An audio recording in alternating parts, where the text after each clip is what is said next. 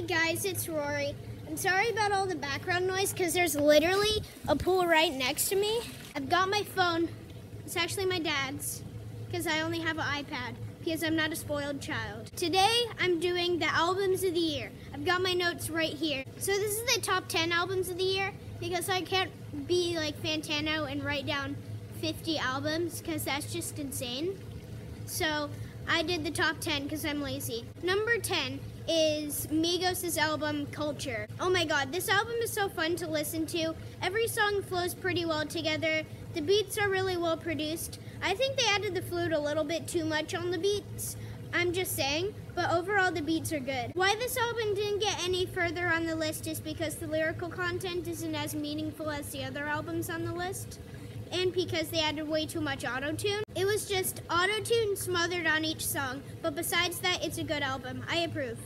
Number 9, Tyler the Creator's Flower Boy. Oh, I do love Flower Boy so much.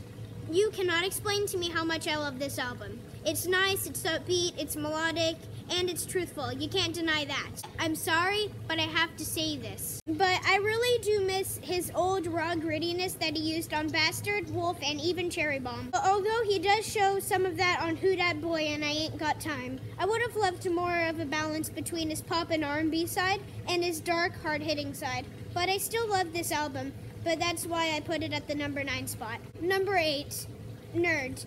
No One Ever Really Dies. I know you were writing in the comments, hey, he just criticized Flower Boy for being too catchy. And now this? But calm your fingers, please. I understand this album is catchy and nice, but oh my god, every single track is a banger. It hits hard, and oh my god, do I love the beat switches. Like, when you hear a song that switches the beat 3 times in one song, the artists have got to be talented. And I don't even think I need to talk about their features. They're just too good. I just think it's a little too mainstream for me, you know? So that's why I didn't put it any higher on the list. Number 7, Kendrick Lamar, Damn. Kung Fu Kenny is back with another album, and he spits some really good bars on this one. And he brings up a lot of issues and situations that need to be fixed. I know this is cliche, but he attempted to open the eyes of the listeners, which I think he did pretty well. But I think some of the tracks on Damn can be either too long, for example on his song Love, and some are too short, for example on his song Yeah. Number 6, Brockhampton, Saturation 2. I do love Brockhampton and Saturation 2. I love it for its well-produced beats. I love it for the way of how each song is upbeat and in your face. I love each member's flow on the album, and I love the issues that they bring up on it. But with that being said, I believe this is definitely not their best project in the full Saturation trio, and let me tell you why. I appreciate that each song is a punch in the face, but I like some more ballads or calmer songs on this. On Saturation 1 and 3, they have calm songs too, and in my opinion, Saturation 2 was really hyped up. I think they have more iffy songs on the album than great ones. I don't think they've really made a bad song in the Saturation trio, but on this album, I don't think they put enough effort on this. But I also think that on this album, they made really unforgettable and some of their best songs in my opinion, including Fight and Teeth. So that's how it still got onto my list. Number 5, Jay-Z 444. Wow, this album is definitely unforgettable. On this album, 444, he's really coming out of his shell and telling us how he really feels and what's been going on in his life. He also brings up a lot of issues in our world that still go on today, yet are not recognized as much as long ago. I love his old school sounding flow, along with his production sounding very old school too. There really isn't a bad song on the album. I'm still trying to figure out how he continues to make great music year after year. Number 4, RTJ3, or Run the Jewels 3. By Run the Jewels, obviously.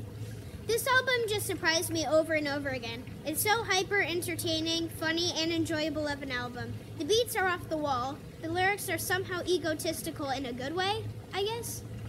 And each song just puts you in a great hyped up mood. And oh my god, their flow is just too good. It has great replay value, and I just love it to death. And I understand, it technically came out last year on Christmas. But give me a break, it's a great album, okay? Number 3, Injury Reserve, Drive It Like It's Stolen. It is time. Final 3 albums of the year, starting with Injury Reserve's EP, Drive It Like It's Stolen. And like I said, Technically it's an EP, but it has 7 songs, which is pretty close to a short album, so calm down. In this EP album thing, they created some of their most raw, creepy, nocturnal music they've ever made. For example, on their tracks, See You Sweat and Boom Times 3.